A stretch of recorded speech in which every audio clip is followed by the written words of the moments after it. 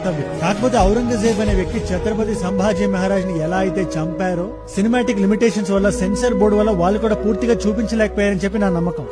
రోజు ఆయన నోట్ చెప్తారు, ఫస్ట్ ఆయన కొట్టడంతో స్టార్ట్ చేశారు. ఒళ్ళు హూనం అయిపోయింది. క్యామెల్స్ ఉంటాయి కదా, క్యామెల్స్ లో రివర్స్ లో కూర్చోబెట్టి క్లౌన్ లా డ్రెస్ చేసి ఊరంతా తిప్పేవారు.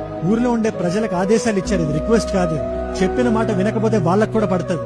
శంభూరా ఇట్లా వస్తారు, అతన్ని మీరు రాళ్లతో కొట్టాలి అని జనాలతో రాళ్లతో కొట్టించారు. అతను సూదిగా ఉండే ఐరన్ పాయింట్స్ ఉంటాయి కదా, వాటిని కాల్చి అతని కనుగుడ్డలో తోశారు. 2 కళ్ళు లిటరల్ గా పీకేశారు. మళ్ళీ వస్తారు, మళ్ళీ అదే క్వశ్చన్ అడుగుతారు, నీ మతాన్ని వదిలే, నన్ను నీ రాజులా ఒప్పుకో.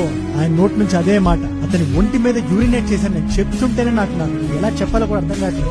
ఏం లేదు, అతని స్పిరిట్ ని చంపేద్దాం. ఎంత స్ట్రాంగ్ వ్యక్తి అయినా ఎక్కడో దగ్గర ఫిజికల్ గా లొంగుతాడు, లొంగేదాకా లాగుదాం. రకరకాల ఇన్స్ట్రుమెంట్స్ వాడి ఒంటి మీద నుంచి చర్మాన్ని పీకేశారు. పీకేసిన చర్మం మీద కొరడా దెబ్బలతో కొట్టేవాడు, దాని మీద ఉప్పు చల్లేవాడు. అయినా సరే నో అనే మాటే వినబడేది ఔరంగజేబ్. బహుశా దానివల్ల నిద్ర కూడా పట్టేది కాదేమో.